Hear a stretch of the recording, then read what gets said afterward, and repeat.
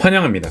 SCP-재단 요원 양성소 프로그램입니다. 지난 시간에는 질병 혹은 바이러스와 관련된 SCP에 대해서 이야기했습니다. 사람에게 감염되면 몸 안의 장기들이 의식을 가지게 되며 노동조합을 꾸릴 수도 있는 노동조합 바이러스, 그리고 여러분이 언제나 단 한 글자도 잃지 않았던 인터넷상의 동의문서를 변형시키고 만일 동의한다면 현실에서도 그대로 이루어지게 하는 컴퓨터 바이러스입니다. 자세한 내용은 지난 시간 영상에 있으니 우측 상단 링크를 확인해 보시면 되겠습니다. 혹시 SCP-재단이 생소하신 분들은 제 채널 메인 화면에 간단한 소개 영상이 있으니 참고해 주시면 되겠습니다.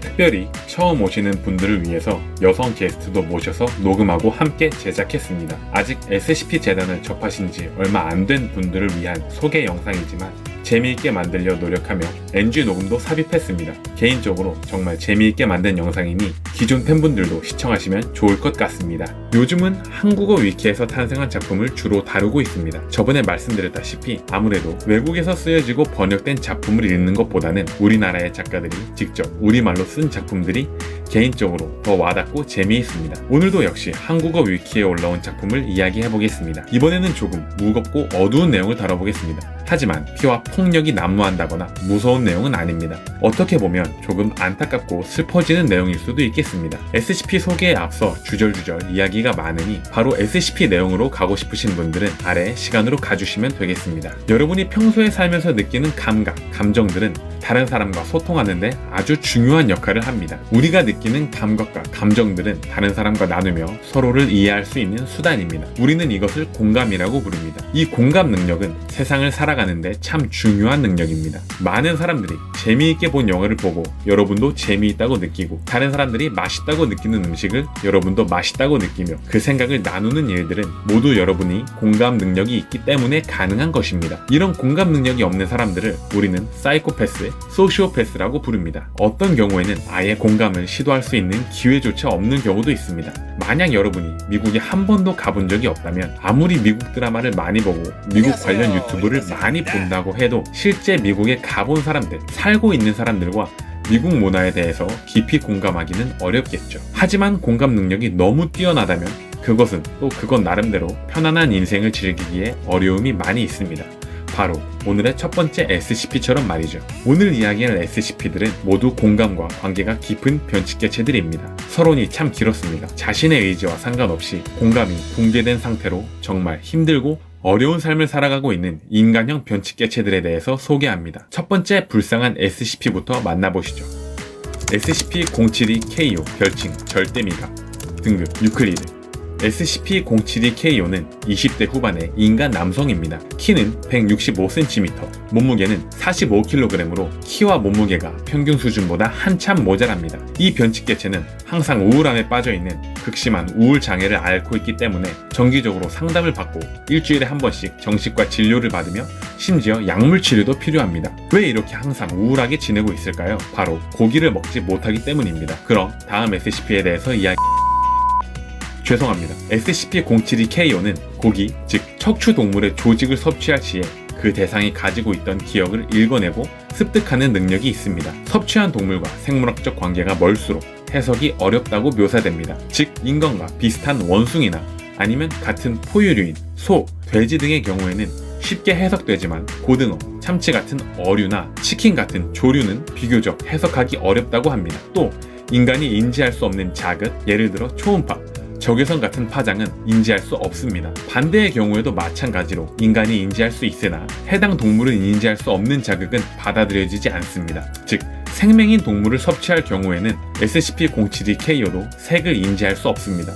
공포, 흥분과 같은 감정은 제한적으로 공유됩니다. 만약 SCP-072KO가 고등어를 먹고 나서 획득한 기억에서는 마치 물고기처럼 시야가 넓어지지만 흐릿하고 붉은 빛이 돌며 소리가 더 선명하게 들리고 상쾌한 냄새가 난다고 합니다. 이 변칙개체는 고기를 섭취하고 나서 몇 분 동안 해당 동물의 기억을 인지하기 시작합니다. 이때 멍한 듯이 행동하며 외부의 자극에 둔감해집니다. 섭취한 동물이 인간과 생물학적 관계가 멀수록 이 멍한 상태는 길어집니다. 평균적으로 같은 포유류를 섭취했을 시에는 1분에서 2분, 어류를 섭취했을 시에는 5분에서 6분이 걸립니다.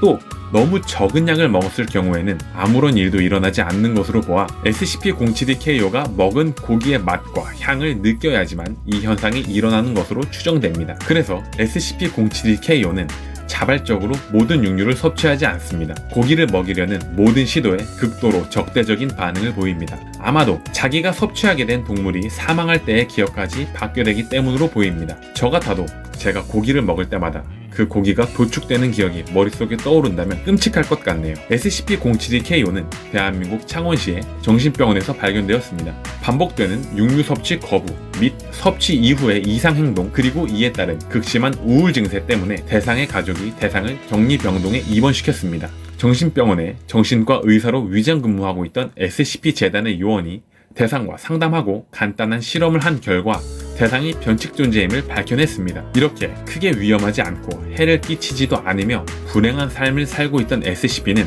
안전하게 잘 격리되는 듯 했습니다.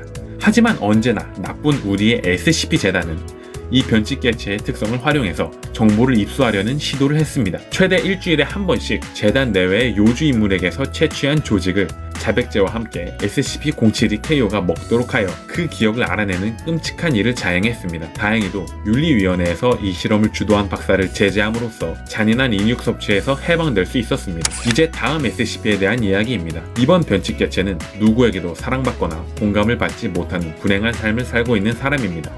SCP-147KO 별칭 내 심령이 그것을 기억하고 낙심되오나 등급 유클리드 SCP-147KO는 유전적, 정신적으로 동일한 30대 초반의 인간 남성이며 현재 딱 2명으로 그 개체수를 유지해야만 합니다. 만약 늘어나거나 줄어들 시에는 인위적으로 2명이 될 수 있게 조절해야 됩니다. 이들은 심각한 우울증과 낮은 자존감, 애정 결핍을 겪고 있는 것을 제외하면 양호한 상태를 유지하고 있습니다. SCP-147KO의 변칙성은 다른 사람이 이 변칙 개체에게 호감을 느낄 때 나타납니다. 어떤 사람이 SCP-147KO에게 일정 수준 이상의 정서적 호감을 보인다면 그 사람은 똑같은 SCP-147KO로 변하게 됩니다. 이때 변하게 된 사람은 이 변칙 개체와 신체 상태, 기억, 다른 사람을 변신시키는 변칙성 등 모든 측면에서 동일합니다. 변하기 전의 기억과 다른 모든 특징들은 사라지게 됩니다. 이 변칙성은 영향을 받은 사람이 SCP-147KO와 아무리 멀리 떨어져 있다고 해도 나타납니다.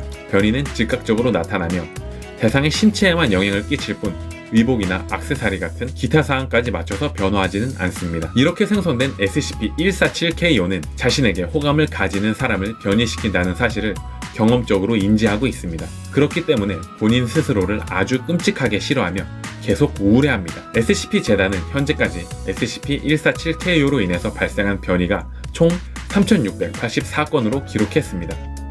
여기에는 원본 SCP-147KO의 가족과 당시 이 변칙 개체가 만나고 있었던 여자친구, 졸업한 학교 동창의 70% 및 반경 10km 이내의 거주자 30%가 포함됩니다. SCP-147KO의 극심한 우울 증세를 완화하고자 일주일에 한 번씩 정신과 의사를 고용하여 치료를 진행하고 있었는데 이는 SCP-재단에서 흔히 하는 끔찍한 실수였습니다.